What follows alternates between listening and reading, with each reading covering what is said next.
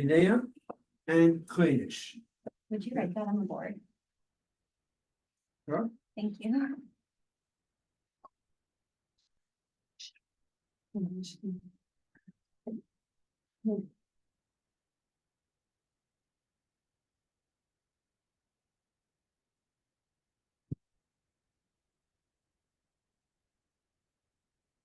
So you have Malacha. So Yereya means planting, seeding, putting seeds in the ground. Then this Chodesh, this plowing, Chodesh, it's Ches, Chodesh, plowing, plow the ground. So these are two malachas, two types of work that was done in the building of the Mishkan, so explain. So Yereya, planting, Chodesh, and plowing. So we can't plant and we can't plow in Shabbos. Where was that needed in the building of the Mishkan? Because in the building of the Mishkan, they would have the areas, they would have the tapestries that would cover the Mishkan. It was the Mishkan, tabernacle, then there was the roof, the covering. Covering was made of different materials that were dyed, D-Y-E, dyed in different types of colors. And these are dyes that grow from the ground. A dye, it's an herb that grows, and you take the herb and you grind it, and you mush it together with water, then you boil it, and that creates a dye in the water. Then they use that coloring to dye the materials that were used for the yerias, for the tapestries, for the covering of the Mishkan. So in order to have these herbs that they use for the dye, you have to plant, you have to plow. So even though they were in the desert nothing grows, a miracle happened, and they were able to, they plowed, they planted, and they grew. And the herbs grew, and then they used those herbs to get dye out of it for the tapestries for the Elias. So, as we said before, any malacha that was done in the building of the Mishkan, that is called a malacha work that you can't do on Shabbos. So you can't plant and you can't plow. Okay. What does it mean practically for us? I don't think anyone here is planning to plow or plant on Shabbos anyway, unless you work in a farm.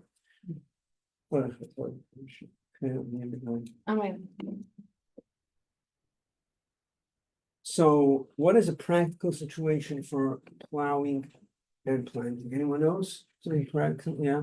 Moving like stuff on grass. Right, so if you're dragging a heavy table on the ground, you're causing an indentation, a groove in the ground. That's plowing. It's unintentional, but you cannot drag. This was outside of the earth, and I want to drag it. It's not even heavy. Not a good example. Knowing it's heavy and you're pulling it, you're making a groove in the ground. You can't do that. Any other examples? For maybe an example for the dyeing, I remember as a kid, like we wouldn't put like there were these candies that like had tattoos on them, and you would dye them on your tongue. Okay, You weren't allowed to we're do gonna that get on to the malach of dying. We're not up there yet. Shabbos. Let's focus on these malachas. We're gonna get to it. Another example for plowing and planting. Anyone? Pouring water on the ground. You're having a picnic outside on the grass. You're eating, and you're drinking, and you have some leftover water and you just want to get rid of it.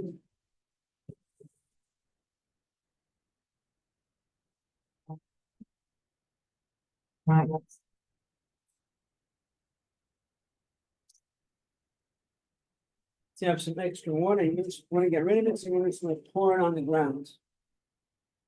Intention is not to plant. Doesn't matter. Water will make it grow. You have to be careful, it shouldn't spill. When you drink, you have to be careful that water doesn't spill on the grass.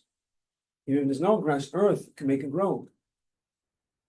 That's why Galton never brings such an alert. It is best not to drink outside by the grass, because you might end up spilling water on the ground.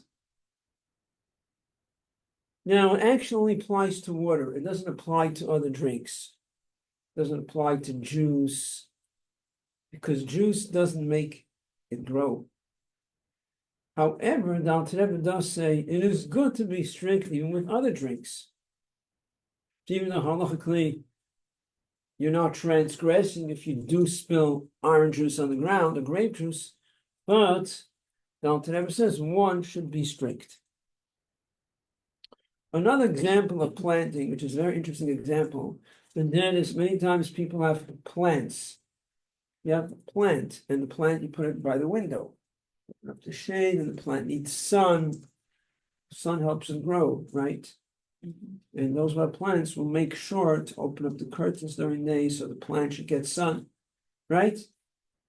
That's from what I understand. I don't have plants at home, but that's what I understand. That's what people will do. You can't do that on Shabbos intentionally. You can open up your shades, you don't sit in the dark on Shabbos because you have plants. But if your intention to open is because of the plants, you're not allowed. So you just open it the sun. But if that's your intention, you want the plant to get sun, you cannot open up the shades. Yeah. So part of that aren't there certain like plants that you shouldn't even like move because the water? The So movement of that's the a water. good point. It's something else. Very good. So if you have plants with water in it. So depends what kind of plants. Certain plants, I haven't looked into all the details. Maybe another class I'll go into more details, but generally the way it works is a lot of the flowers that we buy these days, plants, you don't know? Yeah, Flowers. flowers. A lot of the flowers that we have, they don't, nothing happens. They don't grow more than it is. So my father is actually strict about flowers. He says you shouldn't move flowers because the water moves up higher, it can cause it to grow. Another opinion says a lot of opinions say that flowers is not a problem because they don't grow. They're not growing more. They don't have whatever. They're not growing more than it is. So we have different opinions on it. But maybe another class I go into more specific details.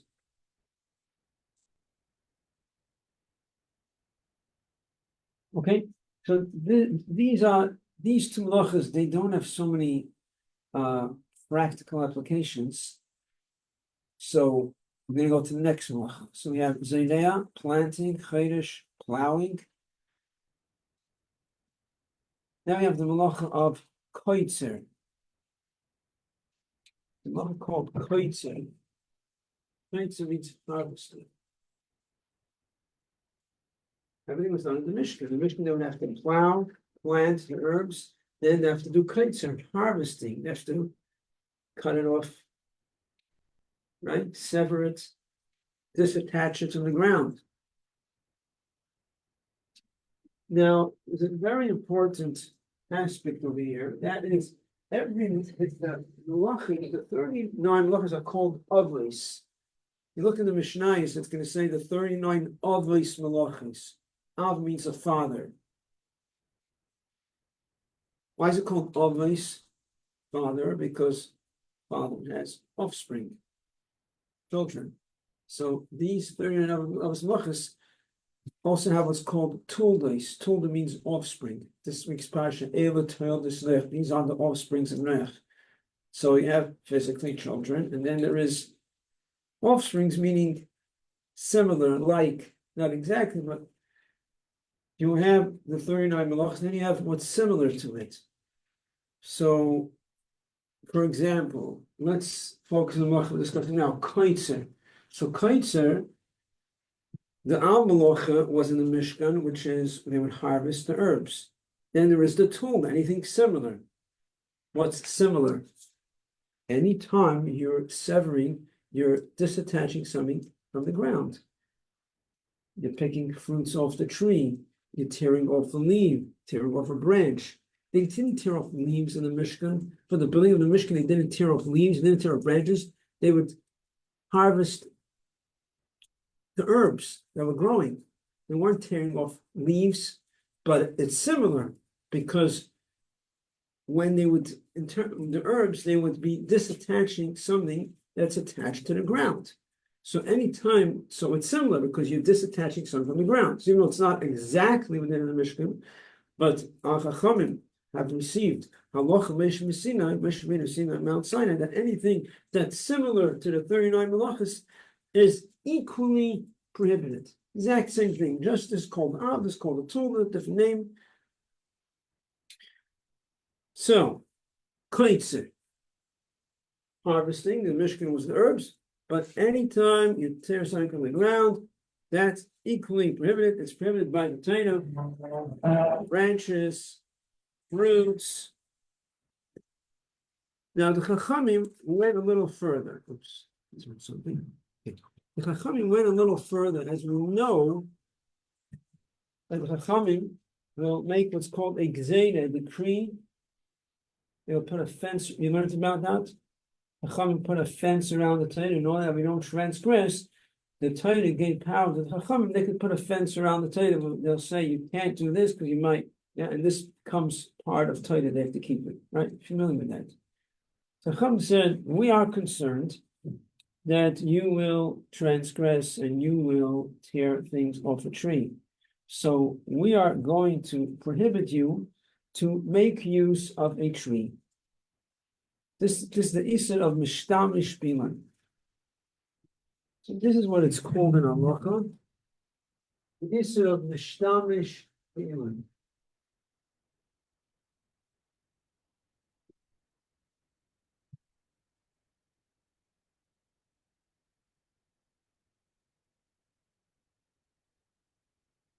Mention another point, going back to planting and plowing. You allow water to go in the ground, it's two transgressions, plowing and planting, because it loosens the ground.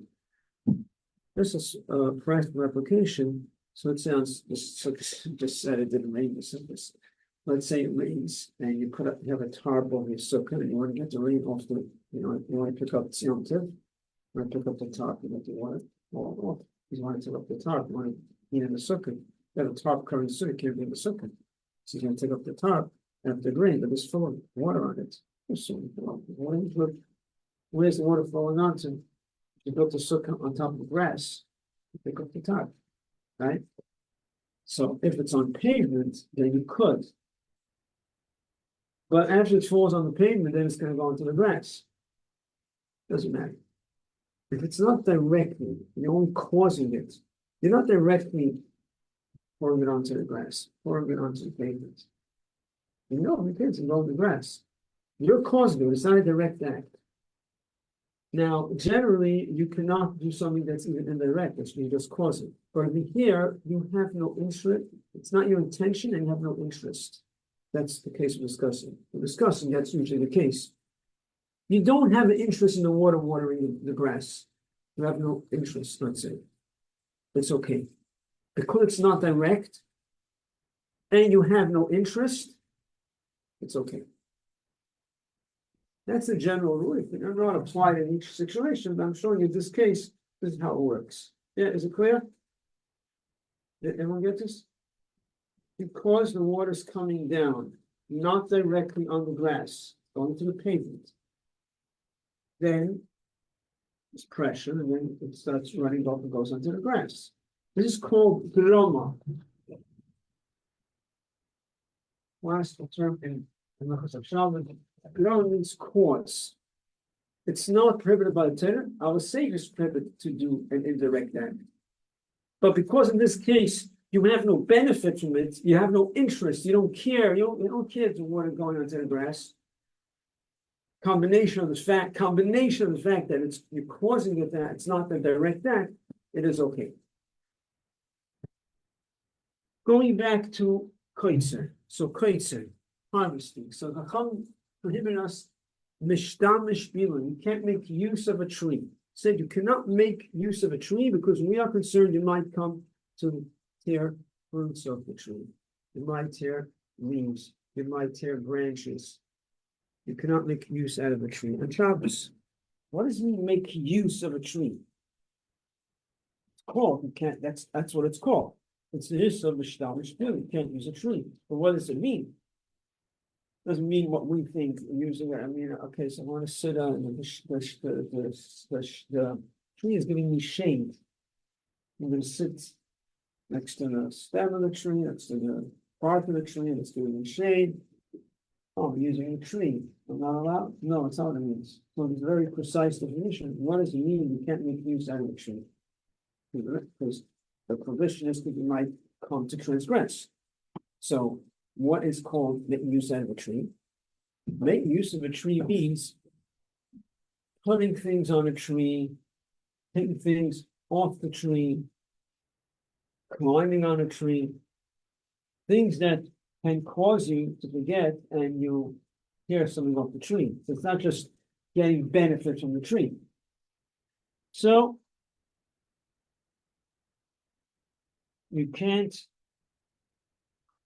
make any use of a tree, you cannot put things on a tree, you cannot take things off a tree, you cannot climb onto a tree, you cannot sit on a tree, you can't lean on a tree, but that's only if you put all your weight on it. So it gets a little tricky, and you want to lean against the tree. Now, I was going to do, it's not related to muktzah, it's more than muktzah. Muktzah means like you moving it with your hands. Here, even with your body, leaning against the tree, sitting on a tree, you can't do. Well, it's more serious than muktzah. So, leaning against a tree is only prohibited if you're putting all your weight. All your weight means that you're putting all your weight in such a way that if someone was to move the tree, hypothetically, someone would move the tree, you would lose your balance. Right? You would fall. So you're putting all your weight on a tree and leaning against it. Like, let's say I'm leaning against the table, right? I'm leaning against the table in such a way that if someone on the table, I would fall, let's say. Yeah, that clear? That's generally what it means. In theory, if someone is strong and they can catch their balance, doesn't necessarily mean it's okay. The point is the idea is that you're putting all your weight. You're putting all your weight on it, that if someone would pull it, usually a person would fall because all the weight is on it. That's called using the tree, and that's prohibited.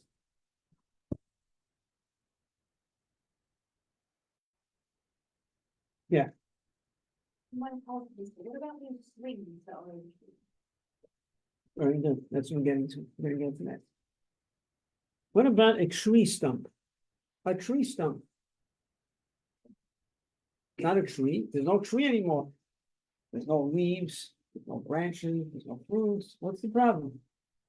Some said once we put a prohibition, prohibition goes across the board. We don't make any distinction. As we know, the general rule when it comes to prohibitions, Chacham don't make distinctions because once you start cutting corners, then this and this is it's prohibited. So even if it's a tree stump, it's still not allowed as long as the tree stump is at least about, let's say, 9.6 inches high, which is not high, 9.6 inches. About it depends what is called 312. Some say it's 12 inches. Isn't this 9.6 inches? Why is it not high? It's 312. No, you're not allowed. You can't sit on it. I thought it's sometimes the. Oh, What's this? that's an I mean from here to here. Something called a cubit. Cubit is you measure now. You can't measure on yourself. What do you mean you could? You could, but I'm saying that's not the final determination. The final determined according to how it was the arms of people back in those days, when it was shorter back then, whatever. Saying, but that is definitely Alma, cubit means from here to here. Listen, halacha, this finger, every finger has names. The mother has a name, and there's a purpose for it. It's called the Alma, this finger, because that's how you measure Alma, cubit, from here till here. Yeah. So if it's 3 tvachim high, even if it's just the stump, you cannot sit on it. Now, What's not clear to me, maybe one day will become clear to me if I research and learn a little more, still looking for it. What about if the tree stump is dead? It's not, I've seen opinions that say that it's okay. Alter Rebbe doesn't speak about it. And Klid Alter Rebbe holds it's still a problem. I'm not sure, so I can't say a definite way that if it's, even if it's dead, but there are opinions that say if the tree stump is dead, there's no life to it, then it's okay. I once saw somewhere in the Catskills, so they used there's a tree stump there. They're cutting trees, too many trees, whatever. So they did something cute. They took a tree, mountains you like to sit around. So they took a bench and or a nice piece of wood, and they screwed it into the tree stumps. Like these people could sit on it. But Shabbos, that's a problem. If you can't sit on a tree stump, it doesn't help to take a plank of wood or whatever and screw it into the tree stump. It's still connected. You can't make, so we said you cannot use a tree at all. So something interesting that comes to my mind every time I teach, something cute, and I've seen, in the summer you see different things, kids playing. And I'm not going to the discussion about the age of the children, when it's privileged, when it's, certain things that children do at certain ages, when you have to stop them, when you have to educate them. We're not going, we're analyzing just the halacha. So there's two kids playing. So one kid stood against a tree, and his friend was taking a rope and tying him to the tree. They're having fun. But just analyzing the halacha, right? Is that okay? No, because you're using the tree. You're not leaning on the tree, you're not sitting on the tree, but you're using the tree. Using the tree to he's tying a kid around the tree, so that's not allowed. What if you have a basket hanging from the tree? Basket is hanging on the tree, and then you're going to put something into the basket, or take something out of the basket. You're not using the tree, using the basket. Is that called using the tree? What would you say? Yes. Yeah. But technically I'm using the basket, not the tree. It's hanging from the tree. Huh? It's hanging from the tree. It's hanging from the tree. Like, Okay. it's maybe on the tree. But I'm using the tree. I'm using the basket, not the tree. But ultimately I'm using the tree, you're saying. Yeah, it doesn't need to be on the tree. Correct. I mean, no, it's technically, if not, there's no tree, it want to be a basket. True. But okay. But in halacha, this is called Sidadei Ha'ilan, the sides of the tree. So sure, ultimately it's the tree, but practically I'm using the basket, which is called the side of the tree. So you just told us this is still prohibited. So what they're saying is, even though it's just stadium, it's the side of the tree. I'm not using using the actual tree. In other words, the prohibition was on using the tree originally. So even though technically when using the basket, you're also using a tree, it doesn't automatically become prohibited. In other words, what you're saying makes sense. Yeah, that means using a tree also. But what did Chacham prohibit? Chacham prohibited the tree. They prohibited using the basket also. So it's saying, yes, they did. Even though you're not actually using the tree, technically not using the basket, but it's called the side of the tree. It's leaning on the tree. It's hanging on the tree. So you cannot put something into the basket.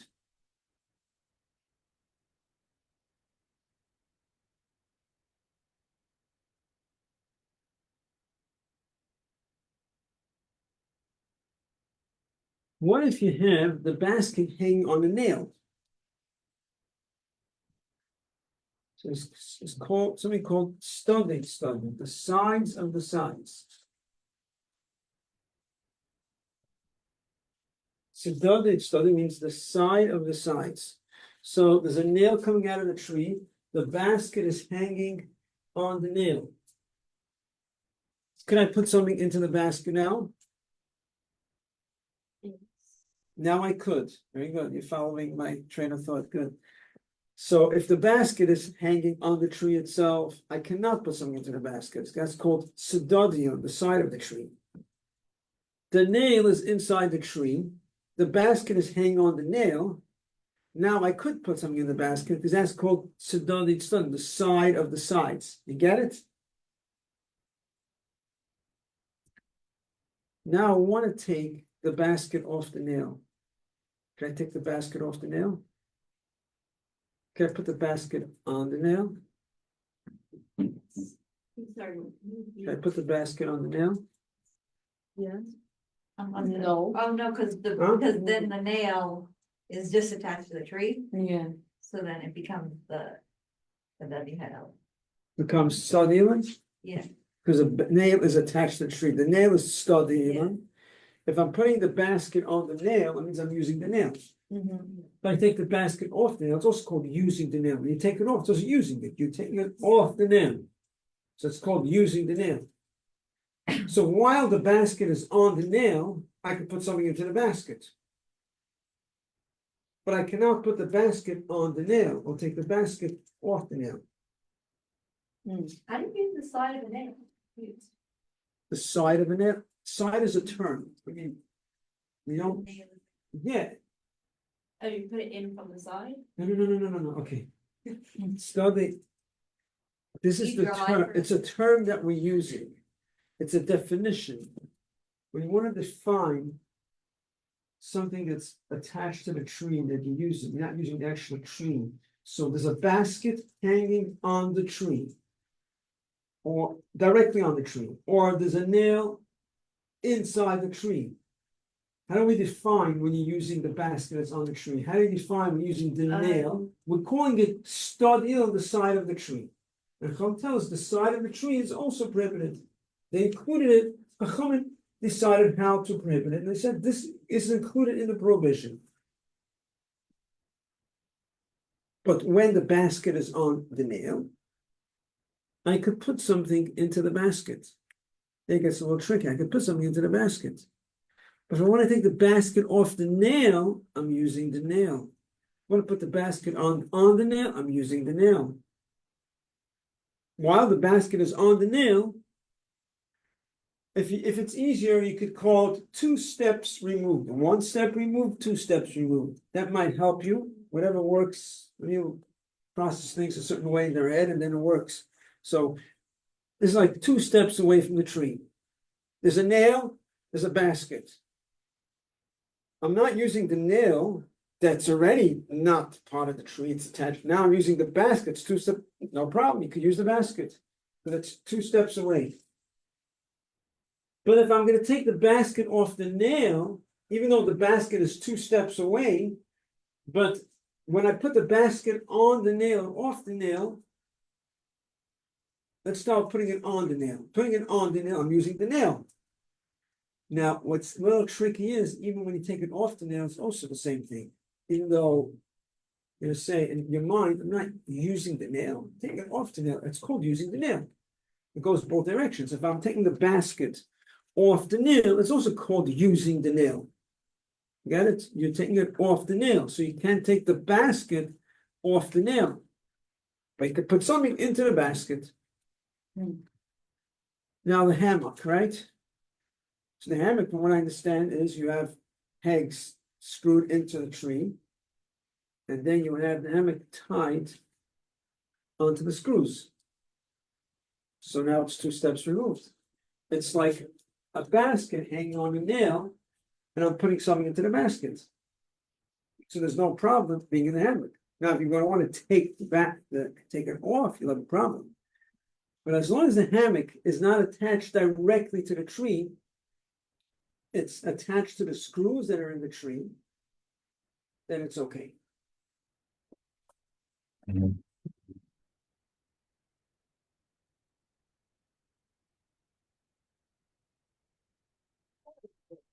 What about wood? What is made from trees? What You about just have like, okay, what if you have like a wooden, table? Or no, wooden. you're asking if you take trees and you get wood from trees and you build something. Yeah. So the prohibition is to make use of a tree.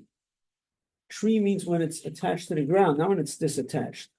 Once you sever the tree from the ground, that's not a tree anymore. That's in a different category.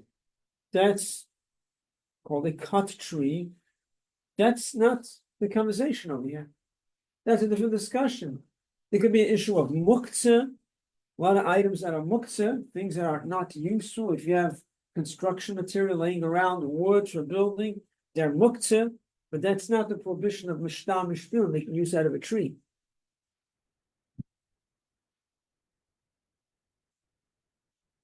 So you're not allowed, here's something, a very interesting halacha, and that is, you're not allowed to climb onto a tree, right? What happens if someone realized they climbed onto a tree? You learned about this? Oh, you guessing? Yes. You're following my How do you tone accidentally of climb voice, a huh? tree? Huh? How do you accidentally climb a tree? You didn't know that it was prohibited. So you climbed onto the tree. That'd be Then pretty- someone tells you, you're not allowed. I just That'd be remember. a really funny way. Huh? Like imagine like someone climbed up the tree and then you tell them what's that up there, But you're not allowed to and climb then they up. have to stay up there. Who says I have to stay up there? Wait a second. I'm gonna find out now. Do they have to stay up there? What would be the logic of them staying up there? Why should they have to stay up there? Because you're not allowed to climb up, you can not climb down, right? Yeah? So here we go. If it was inadvertently, they didn't realize, it wasn't intentional, they didn't like, I don't care, I'm just climbing up, they didn't know, whatever. So then they're allowed to come down. Now, but why are they allowed to come down? They're not allowed to use a tree. But the answer is, even when they're sitting on the tree, they're also using the tree. So they're not doing anything worse over here. They're not transgressing more by coming down the tree because, oh, okay, you can't climb down a tree, you have to stay there. When you're staying on the tree, you're also using, it's also an action, you're also using the tree. You're still using the tree. So you might as well come down. But if they went there intentionally means they know it's prohibited, I don't care. I don't care. Yeah, but they come up on top of the tree, all of a sudden, they get excited, it's true, they become aroused to the tshuva. Someone was telling them over a mime of something, so someone inspired them, and now they want to do tshuva. Now they scream down, and they say, I want to do tshuva. What do I do now?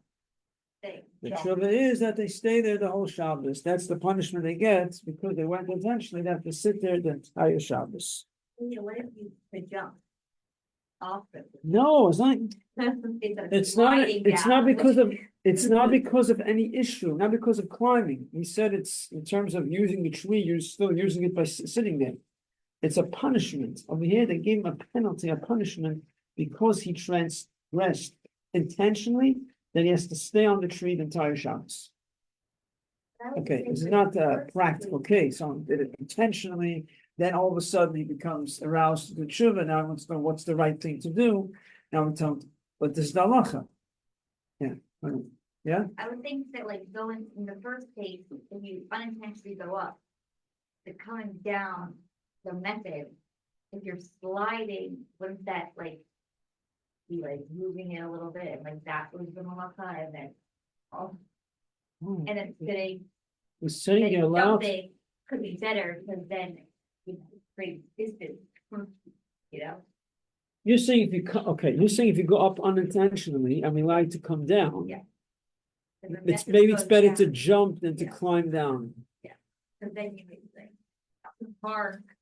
Okay, if you have, it's a good point. You actually bring up a good point. It doesn't bring it here. We're discussing usually a person cannot jump. We're not gonna tell a person to jump and kill himself. I don't mean literally, I mean to hurt himself, right? But if a person feels they could jump and 100% safe, it's probably better to jump, yes, but we're not imposing it. We're allowing the person to come down. It was unintentionally, and if he's staying there, he's also using the tree, so climb down. We're talking about a regular situation where the person needs to climb. He climbed up there, tell him to jump. We don't require it. We don't go so far. The person wants to be strict and jump down, yeah, If he feels he's 100% safe, yes, that would be a better way, yeah. And all of these, you think you can say everybody needs to come down after. I mean, when he jumps down, it could be worse in terms of the malacha. Yeah, I'm saying, like, imagine a person goes up there and then they're like, okay, I'm gonna do some script and I'm gonna jump. Yeah, when he jumps, he tears leaves with him. Yeah. Right, there you go, okay. Fine, I mean, listen, if a person, you have to understand, I mean, if you want to be going to more of these details, if a person does something and it's not their intention and they end up doing something, they don't transgress unless they know it's going to happen. So we're going into a whole different discussion. If a person does something and while he's doing it, he transgresses. Did he know it's going to happen? Is it usual to happen? Okay, that's a whole discussion for itself. It feels like the ending, so I could come back to it. But I have a question, what happens if someone like throws a ball and it lands, Carries a ball. throws a ball, like in a garden, like a basketball, Yeah. and it stays in the tree? Then how do you get the ball down? If it happens on Shabbos, by mistake, you throw the ball gets stuck in the tree. And then that's it, so should be on So there's nothing you can do about it. There's nothing you can do. Ball stays there. Yeah, Is it like on the marker to play near a tree? Or like the ball, because there's like a very good chance that someone will hit the tree. And then the tree, like, yeah, again, it depends on the situation. If it's likely to happen, it could be an issue. It's very individualized. If it's common that it can happen, you can't do something that's a definite act. If it's not a definite act and it's not your intention, it's okay. So it becomes very technical how he's doing it. Theoretically, it could be an issue, but from what I understand, you're referring to a case, classical case where not necessarily what it happened, but these things do happen. Yeah. So you can't avoid it. It's like what happens if by mistake, it could happen that the ball might end up going across the yard to the street, and these things happen when you play ball. That's not an issue, because if you're doing an act that's not intentional and it's not a definite act, it's not a problem. Just another interesting case, because you're talking about throwing the ball. So I once noticed, once the kids were playing and the ball went outside over the gate. So the laundry walking by. So someone asked, I think it was an adult actually. Yes, do you mind just throwing it over? Ask the laundry to throw it back. First of all, to ask the laundry to do malach and Shabbos is an issue. But there's a big issue over here. If there was even putting that on the side, because you can't tell laundry to do things on Shabbos. But putting that on the side, if he throws something to you, if you're in the gate, he's out the gate, he's throwing to you, and you're catching it, you are part of the act. Because in order to transfer an item from one domain to another domain, there's two acts. There's picking it up and there's putting it down. So when he's throwing it to you, you're catching it, unless you stand like a dummy, just like that.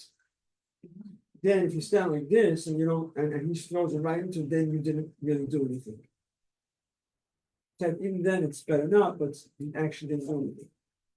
But if he's throwing it to you in the regular case, and usually you move a drop forward, backwards to catch, that means you were involved in the resting of the item. So you are part of the malacha. Rabbinically, it's privileged. So it's not just that you ask the non-Jew, we're actually part of it. So something you have to be aware of. What if it bounces? Huh? What?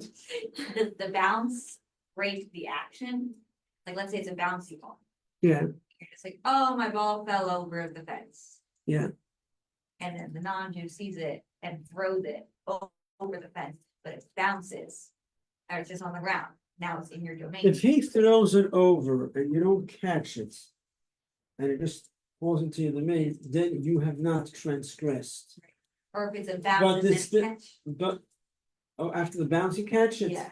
I don't think that's, not sure about that. That could be, it could be an issue because because it didn't you're helping it settle down completely. It could be.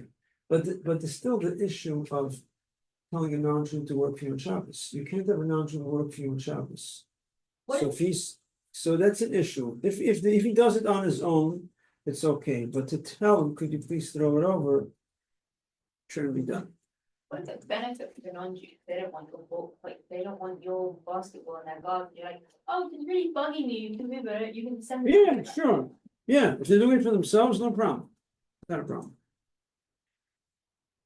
Okay, any other questions? You stop. Okay, continue tomorrow, Mr. Hashem. Thank you, everyone. I know it's a good thing to go to like weird, volunteers, somebody else, like, village, door. My